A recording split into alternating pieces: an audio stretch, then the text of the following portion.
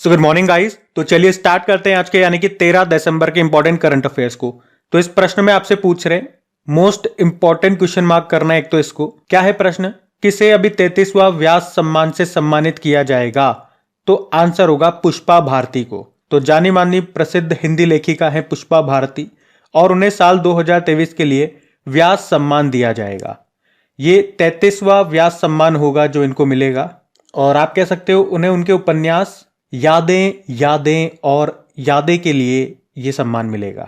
इसमें पुरस्कार के रूप में कितनी राशि दी जाएगी? 4 लाख रुपए। अच्छा, कौन देता है ये सम्मान? तो के बिरला फाउंडेशन के द्वारा ये सम्मान दिया जाता है। अब आप पूछोगे कि पिछला वाला 2022 के लिए जो 32वां व्यास सम्मान था वो किन्हें दिया गया था? डॉक्टर ज्ञान चतुर्वेदी को दिया गया था उनके उपन्यास पागलखाना के लिए। अगर बात करें पहली बार ये सम्मान कब दिया गया था और किसे दिया गया था? पहली बार 1991 में यह दिया गया था रामविलास शर्मा को। तो 4-5 पॉइंट्स आपको जरूर याद रखने हैं। पॉइंट टू पॉइंट में आपको चीजें बता रहा हूं। देखो, हमने बात करी व्यास सम्मान की 2023 के लिए। कौन सा संस्करण है? 33वां। किसे मिला? पुष्पा भारती को, उनके उपन्यास यादें और यादें के लिए। किसके द्वारा दिया जाता है ये व्यास सम्मान? के बिरला फाउंडेशन के द्वारा। साथ में मैंने आपको पिछला वाला भी बता दिया, 2022 वाला 32वां डॉक्टर ज्ञान चतुर्वेदी को दिया गया था पागलखाना के लिए। और पहला भी मैंने आपको बताया 1991 में दिया गया था रामविलास शर्मा को। अब आप जानना चाहोगे ये पुष्पा भारती जो है ये किस राज्य से हैं? तो ये उत्तर प्रदेश से हैं। और इससे पहले इन्हें 2008 में महाराष्ट्र राज्य का हिंदी साहित्य अकादमी सम्मान भी मिल चुका है। अच्छा, ये जो ऑप्शन मैंने यहाँ पे लिख दिए हैं ये भी मोस्ट इंपॉर्टेंट है। जैसे कि शिव शंकरी तमिल लेखिका है, अभी 32वां सरस्वती सम्मान इनको मिला इनके उपन्यास सूर्यवंशम के लिए। हरि बाल कृष्णन की बात करेंगे, 2023 का मार्कोनी पुरस्कार इनको मिला था। और इतना ही नहीं, 2023 के कुछ और इंपॉर्टेंट अवार्ड्स होंगे जो मैं आपको रिवाइज कराऊंगा। तो लगभग 10 अवार्ड्स का हम यहाँ पे क्विक रिवीजन करेंगे, बिल्कुल ध्यान से सुनना। दीनानाथ राजपूत की बात करेंगे, अभी दूसरा रोहिणी नैयर पुरस्कार इनको मिला था। Vihan Talya wildlife photographer of the year का अवार्ड मिला था। नरगिस मोहम्मदी ईरानी महिला है, शांति नोबेल पुरस्कार 2023 मिला इनको। और जीना महसा अमीनी यूरोपीय संघ का सखारोव पुरस्कार 2023 मिला। United Nation World Tourism Organisation ने गुजरात के कच्छ जिले के धोर्डो गांव को सर्वश्रेष्ठ पर्यटन गांव का पुरस्कार दिया था। स्वाति नायक नॉर्मन ई बोरलॉग फील्ड पुरस्कार 2023 जीता। Mata Amritanandamayi world leader for piece and security award 2023 जीता। Waheeda Rehman Dada Saheb Phalke life time achievement award इनको मिला, 2021 के लिए मिला। 53वां संस्करण है। सुधा मूर्ति की बात करें तो ग्लोबल इंडियन अवार्ड पाने वाली पहली महिला बनी। और CS लक्ष्मी जिन्हें अंबाई भी कहा जाता है, Tata literature life time achievement award इनको मिला। तो ये भी सारे इंपॉर्टेंट अवार्ड्स हैं, इनको भी आपको ध्यान में रखना है। अगला प्रश्न देखते हैं। और हाँ, इंग्लिश मीडियम वाले स्टूडेंट्स के लिए मैंने हिंदी के जस्ट बाद में इंग्लिश की शीट भी लगा दी है, क्योंकि इंग्लिश मुझे इतनी आती नहीं है कि मैं आपको इंग्लिश में डिक्टेट करके पढ़ा सकूं। जो थोड़े बहुत 2-4 शब्द आते हैं वो बीच बीच में मैं बोल देता हूं। इसमें शर्माने वाली कोई बात नहीं है, मुझे नहीं आती इंग्लिश, तो गूगल से ट्रांसलेट करके इसका इंग्लिश में मैंने लगा दिया है, तो आप वो देख लेना। अभी अगला प्रश्न देखते हैं। फिर बताइए, अभी हाल ही में राजस्थान के नए मुख्यमंत्री कौन बन गए? तो अभी 5 राज्यों में विधानसभा चुनाव हुए थे।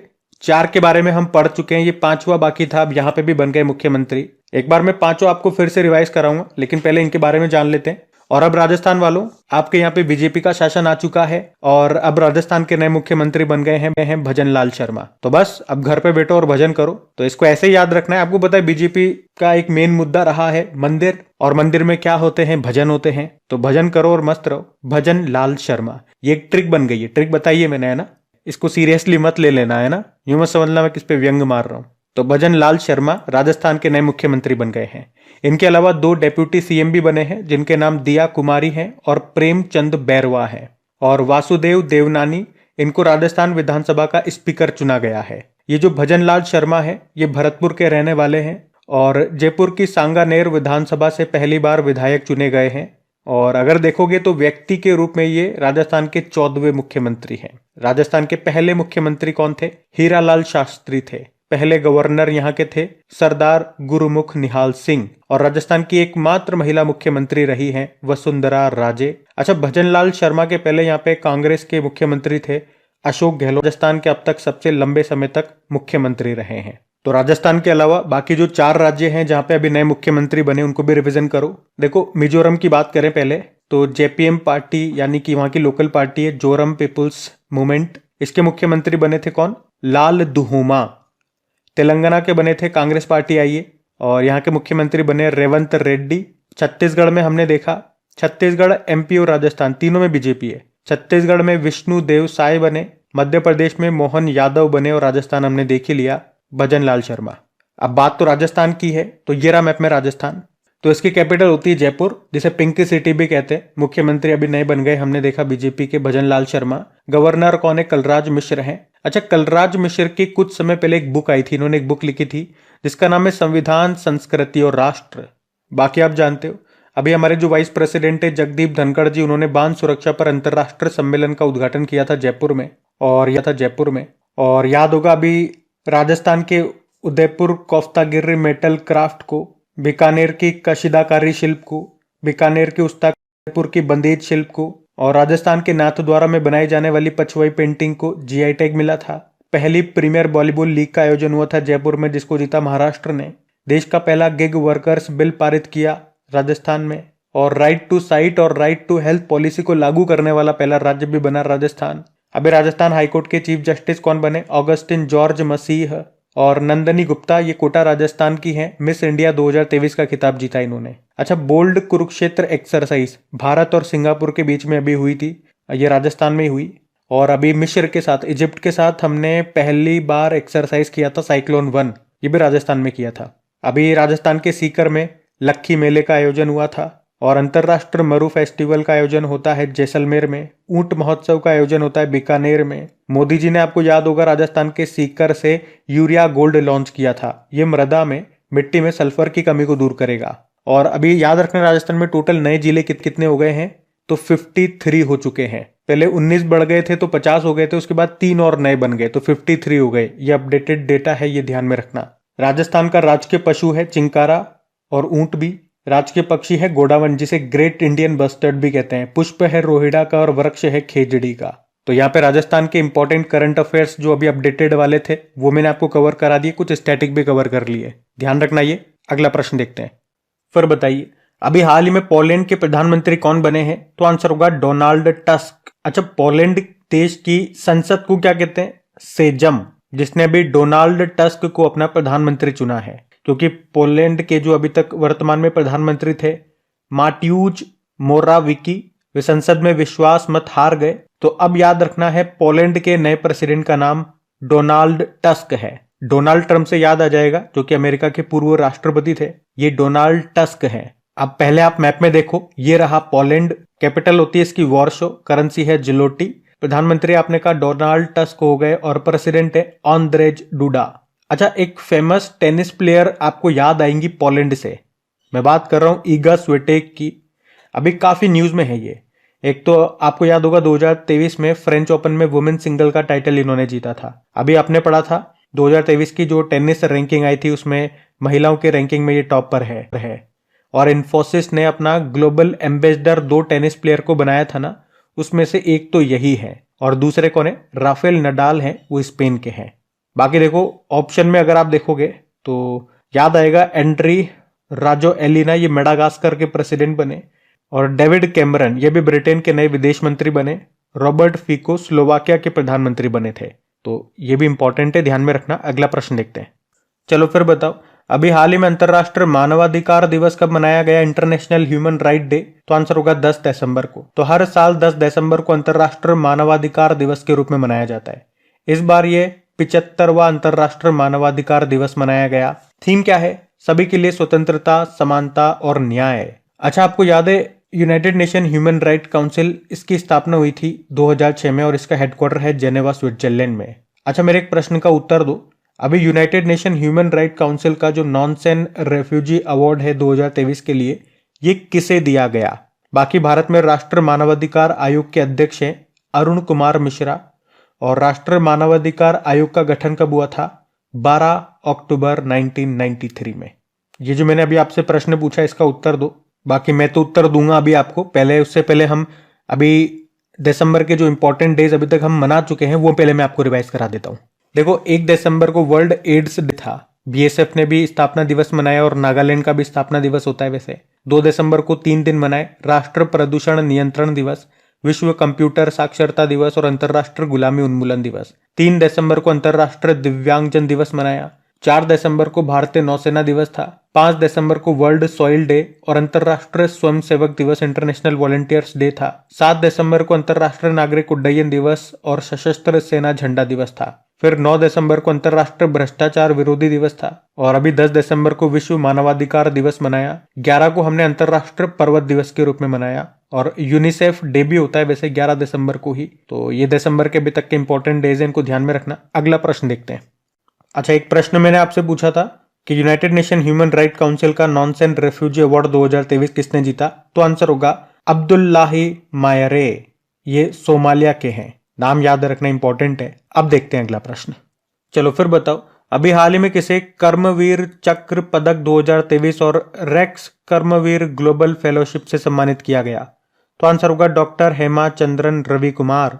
तो भारतीय वैज्ञानिक हैं डॉक्टर हेमाचंद्रन रवि कुमार, जिनको अभी नई दिल्ली में 2 प्रतिष्ठित पुरस्कार मिले हैं। एक तो है कर्मवीर चक्र पदक 2023 और दूसरा है रेक्स ग्लोबल फेलोशिप। तो आपको बता दूं, उन्हें जीव विज्ञान के क्षेत्र में उनके असाधारण योगदान के लिए अभी संयुक्त राष्ट्र के सहयोग से ये सम्मान मिला है। और मैं आपको बता दूं, अभी यूनाइटेड किंगडम की विज्ञान परिषद ने होमो सेपियंस में कोशिकाओं की स्मृति गतिविधियों के अध्ययन में उनके योगदान के लिए पंजीकृत वैज्ञानिक पुरस्कार 2023 से भी सम्मानित किया है। तो नाम याद रहेगा आपको इनका, डॉक्टर हेमाचंद्रन रवि कुमार। बाकी सुधा मूर्ति आप जानते हो, ग्लोबल इंडिया अवार्ड पाने वाली पहली महिला बनी थी। स्वाति नायक उड़ीसा की हैं ये, अभी 2023 का Norman E Borlaug field medal award मिला था। और ललिता नटराजन 2023 का इकबाल मसीह पुरस्कार इनको दिया गया था। तो ये न्यूज में थे सारे नाम, ध्यान में रखना। अगला प्रश्न देखते हैं। चलो फिर बताओ, अभी हाल ही में आईसीसी ने किसे नवंबर 2023 के लिए men's player of the month चुना है? तो आंसर होगा ट्रेविस हेड को। तो अभी आईसीसी ने अभी वर्ल्ड कप फाइनल जो खेला गया था उसमें शतक लगाने वाले ऑस्ट्रेलिया के हैं ये ट्रेविस हेड, और इन्हीं को नवंबर महीने के लिए ICC men's player of the month चुना है। और आप कह सकते हो ये ऑस्ट्रेलिया के केवल दूसरे पुरुष खिलाड़ी हैं जिन्हें अभी आईसीसी द्वारा प्लेयर ऑफ द मंथ चुना गया। इनसे पहले केवल एकमात्र डेविड वार्नर हैं ऑस्ट्रेलिया से पुरुषों में जिनको चुना गया था ICC men's player of the month. और कौन से महीने के लिए? नवंबर 2021 में चुना था उनको। और उसके बाद ये दूसरे ऑस्ट्रेलिया के पुरुष खिलाड़ी हैं, ट्रेविस हेड इनका नाम है। अच्छा, ये तो ICC men's player of the month हो गया। अगर महिलाओं में बात करेंगे तो महिलाओं में चुनी गई है बांग्लादेश की स्पिनर नाहिदा अख्तर। आप जानते हो अभी जो आईसीसी मेंस वर्ल्ड कप हुआ 2023 में, इसका ये 19वां संस्करण था, होस्ट किया था भारत ने। इसको ऑस्ट्रेलिया ने जीता है, उपविजेता भारत रहा है। देखो, आईसीसी की स्थापना होती है 1909 में, हेडक्वार्टर दुबई में है और सीईओ है कौन? जॉफ एलार्डिस, जबकि चेयरमैन है ग्रेग बार्कले, न्यूजीलैंड से है। ध्यान रखना, ये बढ़ते हैं आगे। फिर अगला प्रश्न है, अभी हाल ही में एक ही दिन में 18 जीआई टैग पाने वाला पहला राज्य कौन सा बन गया? तो आंसर होगा उत्तराखंड। तो अभी उत्तराखंड ये देश का पहला राज्य बन गया है जिसे एक ही दिन में मैक्सिमम 18 प्रोडक्ट्स के लिए जीआई टैग मिला है। और अब आप कहोगे कि उत्तराखंड के पास कितने जीआई टैग हो गए? तो इसके पास अब टोटल ऐसे 27 उत्पाद हो चुके हैं जिन्हें जीआई टैग मिल चुका है। और वैसे मैंने पूरी लिस्ट यहाँ पे लगा दी है, जो भी 18 प्रोडक्ट्स को जीआई टैग मिला उनकी भी, और जो पुराने इसके पास 9 उत्पाद थे, 9 प्रोडक्ट्स थे जिनको जीआई टैग मिला था, वो भी। आप आराम से वीडियो को पॉज करके रीड कर सकते हैं। देखो, जीआई टैग की बात करें तो जीआई मतलब ज्योग्राफिकल इंडिकेशन टैग। अधिनियम आया 1999 का, लागू हुआ 2003 में, पहली बार मिला था 2004 में दार्जिलिंग टी को, जो कि पश्चिम बंगाल की है। अच्छा देखो, ये 2023 एंड होने वाला है, दिसंबर चल रहा है, और मैं चाह रहा हूँ कि पूरा 2023 में जितने भी प्रोडक्ट्स को जीआई टैग मिला था जिस भी राज्य के, वो सारे मैं आपको एक साथ करवा दूँ। लेकिन बस मैं वेट कर रहा हूँ कि भाई दिसंबर खत्म होने में 10-15 दिन बाकी है, तो अगर किसी प्रोडक्ट्स को जीआई टैग मिलना हो तो मिल जाए तो देख लेते हैं, वरना जैसे ही ये एंड होगा साल, मैं आपको पूरे साल का जीआई टैग का वीडियो अलग से बना करके दे दूंगा। और इस क्वेश्चन में मैं आपको नहीं करा रहा हूं क्योंकि फिर वीडियो बहुत लेंदी हो जाएगा, क्योंकि काफी सारे प्रोडक्ट्स हैं जिनको जीआई टैग मिला था, तो उसका तो मैं अलग से ही वीडियो आपको बना करके दूंगा। बस मैं वेट कर रहा हूं कि 10-15 दिन में कोई किसको मिलना हो तो मिल जाए। अब वैसे बात यहाँ पे उत्तराखंड की है, तो ये रहा मैप में उत्तराखंड। देखो इसकी दो कैपिटल है, जो विंटर कैपिटल है वो देहरादून है और जो समर कैपिटल है वो गैरसैंण है। मुख्यमंत्री हैं कौन? पुष्कर सिंह धामी। और गवर्नर कौन है? गुरमीत सिंह। आपको याद होगा अभी देश का पहला पॉलीथीन कचरा बैंक कहाँ पे खुला? उत्तराखंड में। और देश का पहला कार्टोग्राफी संग्रहालय का उद्घाटन ये उत्तराखंड के मसूरी में किया गया था। अच्छा, कल मेरे से बोलने में मिस्टेक हो गई थी। एक हरेला फेस्टिवल और एक हरेली फेस्टिवल, वैसे मैं आपको कई बार बताता हूं, हरेला ये उत्तराखंड का है और हरेली ये छत्तीसगढ़ का है, ये आप ध्यान रखना। अभी मक्खन महोत्सव अंडूरी ये भी मनाया गया था उत्तराखंड में। अभी उत्तराखंड ने मुख्यमंत्री सशक्त बहना उत्सव योजना शुरू की थी और उत्तराखंड का जो माणा गांव है वो देश का पहला गांव बन गया है, जो अभी तक आखिरी गांव हुआ करता था। अभी डस्ट लेक एक्सरसाइज हुआ था भारत और उज्बेकिस्तान के बीच में, उत्तराखंड के पिथौरागढ़ में हुआ था। और याद रखना देश की पहली हरित ऊर्जा आधारित सौर पैनल निर्माण फैक्ट्री कहां बनेगी? उत्तराखंड के रुद्रपुर में। कौन बनाएगा? Luminous power technology. अभी मुख्यमंत्री लखपति दीदी योजना इसको भी शुरू किया था उत्तराखंड सरकार ने। तो उत्तराखंड से ये सारे पॉइंट्स आप ध्यान में रखना। अगला प्रश्न देखते हैं।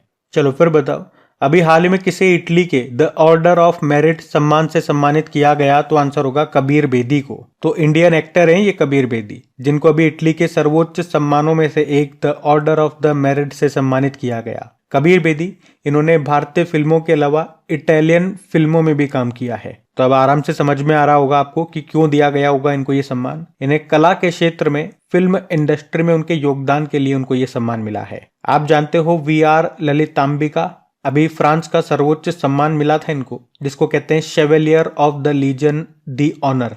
पेरुमल मुरुगन, इनका उपन्यास है फायर बर्ड, उसके लिए 2023 का JCB पुरस्कार जीता इन्होंने। और दीनानाथ राजपूत, दूसरा रोहिणी नैयर पुरस्कार इन्हें मिला था। अच्छा, इटली की बात है, इटली से कैपिटल आपको पता ही है रोम होती है और पहली महिला प्रधानमंत्री जॉर्जियो मेलोनी है। अभी आपको बताऊं तो इटली जो है ये चाइना के बेल्ट एंड रोड इनिशिएटिव से बाहर हो गया। अभी जो पुरुषों का टेनिस टूर्नामेंट होता है ना, डेविस कप। अच्छा देखो, सीधा सा प्रश्न तो ये आपके एग्जाम में आ जाता कि डेविस कप का संबंध किससे है? टेनिस से। याद रखना, पुरुषों का टेनिस टूर्नामेंट है और महिलाओं का होता है फेड कप। तो डेविस कप तो मैंने आपको बताया, इसको अभी इटली ने जीता है ऑस्ट्रेलिया को हरा करके। अब आपके लिए होमवर्क प्रश्न होगा कि जो अभी फेड कप हुआ था इसको किसने जीता था और उप विजेता कौन रहा था, ये आप लोग बताना। बाकी अभी इटली से एक और याद आएगा आपको कि अभी फीफा अंडर-20 वर्ल्ड कप 2023 का आयोजन जो अर्जेंटीना में हुआ था, उसको जीता तो उरुग्वे ने था, लेकिन हराया था किसको या उप विजेता कौन था? इटली ही था। तो ये सब कारण से अभी इटली न्यूज में था, ध्यान में रखना। अगला प्रश्न देखते हैं। चलो फिर बताओ, अभी हाल ही में किसने विकसित भारत @2047 युवाओं की आवाज नाम से एक योजना लॉन्च की? तो नरेंद्र मोदी ने। तो अभी 11 दिसंबर को प्रधानमंत्री नरेंद्र मोदी जी ने विकसित भारत @2047 युवाओं की आवाज नाम से एक योजना शुरू की।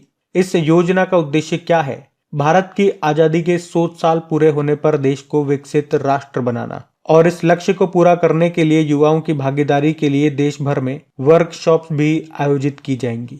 तो अब भारत को विकसित देशों की लिस्ट में शामिल होने के लिए 4 पैमानों पर खरा उतरना होगा। वो 4 पैमाने कौन से हैं? Gross national income, per capita income, gross domestic production और ह्यूमन डेवलपमेंट इंडेक्स। मतलब इन चारों इंडेक्सेस में भारत को अच्छा प्रदर्शन करना होगा। वैसे यूनाइटेड नेशन के अनुसार 2020 तक दुनिया में 126 विकसित देश यानी कि डेवलपिंग, वैसे यूनाइटेड नेशन के अनुसार 2020 तक दुनिया में 126 विकासशील देश यानी कि डेवलपिंग कंट्रीज हैं और 36 विकसित देश यानी कि डेवलप्ड कंट्रीज हैं। अच्छा, यहाँ पे 2047 से 2 पॉइंट्स आपको और याद आएंगे। एक तो भारत का जो ऊर्जा स्वतंत्रता, एनर्जी इंडिपेंडेंट बनने का लक्ष्य है वो 2047 ही है। और दूसरा लक्ष्य क्या याद आ रहा है? कुछ याद आ रहा है कि आपको मन में? आपको याद आना चाहिए कि भारत के सिकल सेल एनीमिया फ्री होने का लक्ष्य भी हमने 2047 ही रखा है।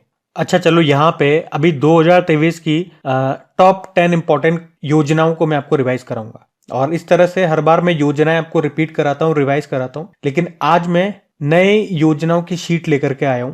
क्योंकि पुरानी योजनाएं मेरे को लगता है आपको याद हो चुकी होंगी, इतनी बार हमने रिवीजन कर लिया उनका। तो ये नई शीट है, इनको पढ़ते हैं एक बार। मुख्यमंत्री संपूर्ण पुष्टि योजना, इसको उड़ीसा ने शुरू किया। मुख्यमंत्री कृषक मित्र योजना मध्य प्रदेश ने शुरू किया।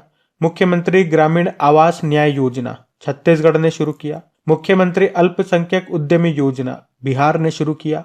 और मुख्यमंत्री लोक सेवक आरोग्य योजना, इसको असम ने शुरू किया। युवा मितान परिवहन योजना है छत्तीसगढ़। और आपको याद होगा शेड्यूल्ड कास्ट यानी कि अनुसूचित जाति के उत्थान के लिए सामाजिक न्याय व अधिकारिता मंत्रालय ने श्रेष्ठ योजना शुरू की थी। लेक लड़की योजना, इसका मतलब होता है प्यारी बेटी, इसको महाराष्ट्र सरकार ने शुरू किया। और मुख्यमंत्री सुख आश्रय योजना को हिमाचल प्रदेश ने शुरू किया था। और हाँ गाइस, एक और बात, अगर आप में से कोई इस वीडियो को वेरी फर्स्ट टाइम देख रहे हैं तो आप मुझे कमेंट करके जरूर बताइएगा, क्योंकि हमारे इस क्रैक एग्जाम चैनल में कुछ ऐसे वीडियोस हैं जो आपको जरूर देखने चाहिए। जैसे कि अभी 2023 में नोबेल पुरस्कार का ट्रिकी वीडियो आया था, सस्टेनेबल डेवलपमेंट गोल्स, जो कि 2030 तक पूरे करने हैं, 17 गोल्स हैं। तो ये क्वेश्चन बार बार रिपीट हो रहे हैं आपके एग्जाम में, तो उसका भी ट्रिकी वीडियो हमने बनाया है। तो मतलब हमारे कुछ मोस्ट इंपॉर्टेंट वीडियोज हैं, वो तो आपको देखना ही देखना है, ताकि एग्जाम में आपका एक आध मार्क्स बिल्कुल न छूटे। तो अगर आप मुझे बताओगे कि आप वीडियो को पहली बार देख रहे हैं तो वो लिंक मैं आपको शेयर कर दूंगा। अभी कुछ दिन पहले भी मैंने आपसे पूछा था, आपने बताया भी होगा, लेकिन मेरे को समय नहीं मिला तो मैं आपको रिप्लाई नहीं कर पाया। लेकिन आज आप मुझे जरूर कमेंट करना, मैं आपको डेफिनेटली रिप्लाई करूंगा, कैसे भी समय निकाल करके। और ये भी बताना कि आपको सेशन कैसा लगा, क्योंकि आपको वीडियोज अच्छे लगेंगे तो मुझे भी जान करके अच्छा लगेगा। और हाँ, वीडियोज अच्छे लगते हैं, मेहनत अच्छी लगे तो प्लीज अप्रिशिएट जरूर कीजिएगा वीडियोज को, इन्हें लाइक करके। और जिस तरह से वीडियोज को देख करके एग्जाम में आपकी हेल्प होती है, इन वीडियोस को अपने दोस्तों तक शेयर करके आप मेरी भी हेल्प कर सकते हैं। बाकी आपकी प्रैक्टिस के लिए मैं इनकी क्विज भी बनाता हूं क्रैक एग्जाम एप्लीकेशन पे, पीडीएफ भी आपको मिल जाएगी। क्रैक एग्जाम एप्लीकेशन का लिंक नीचे डिस्क्रिप्शन बॉक्स में है, टेलीग्राम का लिंक भी वही है। अभी हम अगला प्रश्न देखेंगे। फिर बताओ, अभी हाल ही में संयुक्त राष्ट्र के किस पूर्व महासचिव को दिवाली पावर ऑफ वन पुरस्कार से सम्मानित किया गया? तो आंसर होगा बान की मून। तो अभी संयुक्त राष्ट्र के पूर्व सेक्रेटरी जनरल है बान की मून, और इनके अलावा 3 राजनयिकों को Diwali power of one award से सम्मानित किया गया। इस पुरस्कार को कूटनीति का ऑस्कर या ऑस्कर ऑफ डिप्लोमेसी के रूप में भी जाना जाता है। और उन्हें ये सम्मान क्यों मिला?